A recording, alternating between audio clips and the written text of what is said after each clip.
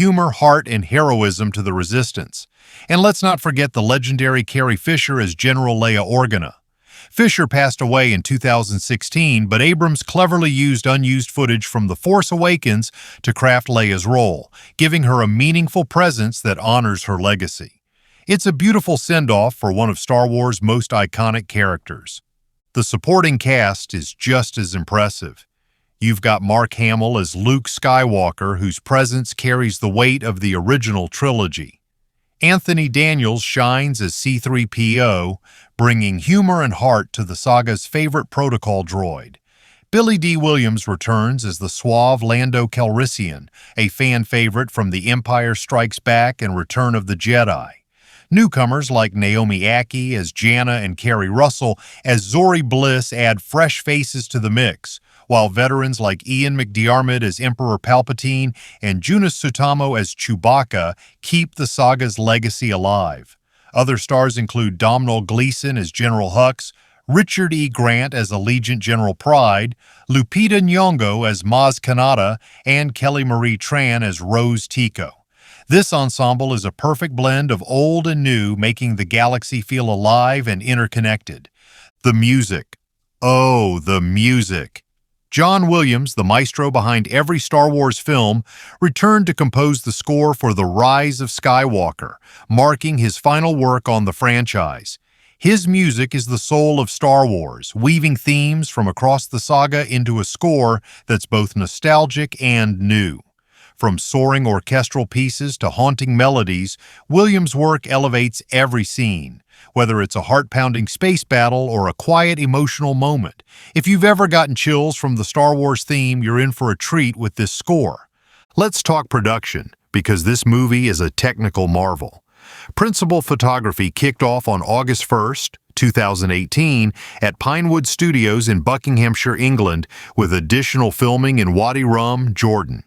The shoot wrapped on February 15, 2019, and post-production was completed by November 2019.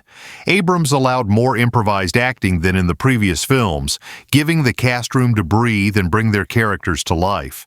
The tight schedule meant some editing happened on set, with editor Marianne Brandon cutting scenes as they were shot. The cinematography by Dan Mindell is breathtaking, capturing everything from sweeping planetary vistas to intense lightsaber duels.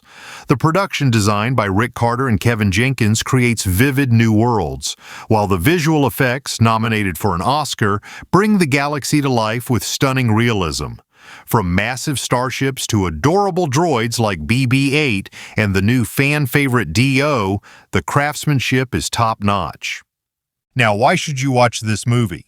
For starters, it's a visual feast. The action sequences are some of the best in the franchise, with lightsaber battles that'll leave you on the edge of your seat and space chases that echo the high-octane thrills of Return of the Jedi and Mad Max. Fury Road. There's a particularly epic sequence involving a land speeder chase on the desert planet Pasaana that's a total adrenaline rush. The film's pacing is relentless, packing in adventure, humor, and heart across its 2-hour, 22-minute runtime. It's rated PG-13, so expect intense action and some emotional moments, but it's accessible for most audiences. Just a heads up, there are some flashing light scenes that may affect photosensitive viewers, so check advisories if that's a concern. The story itself is a roller coaster of emotions, blending the saga's core themes of hope, redemption, and found family.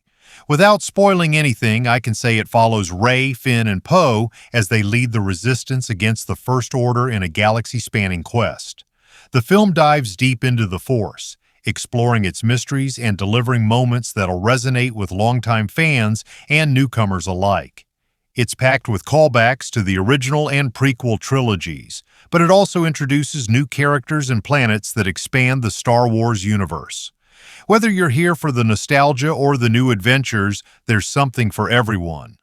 Behind the scenes, the production had its challenges. Originally, Colin Trevorrow, Jurassic World, was set to direct, but he parted ways with Lucasfilm in September 2017 due to creative differences with producer Kathleen Kennedy.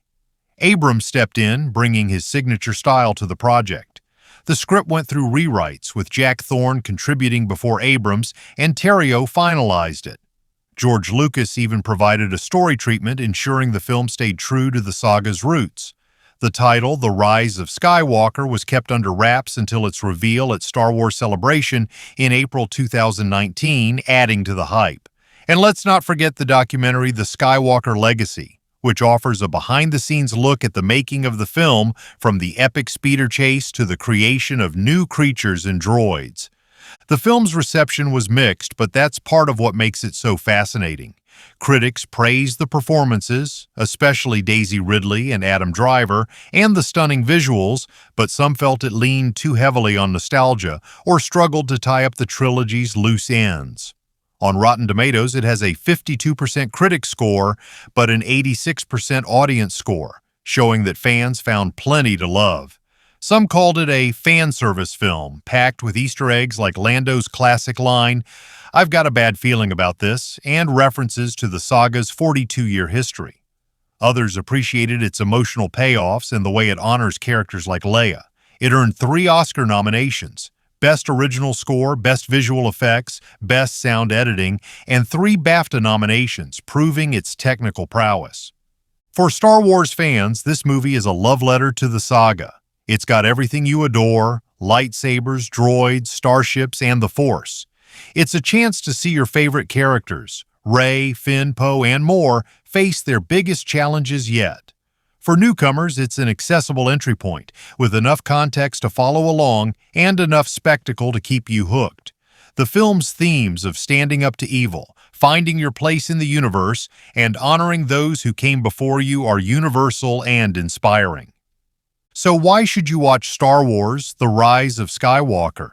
Because it's the epic conclusion to a saga that's shaped generations. It's a film that balances heart-pounding action with heartfelt moments, all wrapped in a visually stunning package. It's a chance to experience the magic of Star Wars on the big screen, or at home on Disney+. Whether you're cheering for the Resistance, marveling at the Force, or just here for the Wookiee roars, this movie delivers. So, fire up your hyperdrive, gather your friends, and dive into The Rise of Skywalker.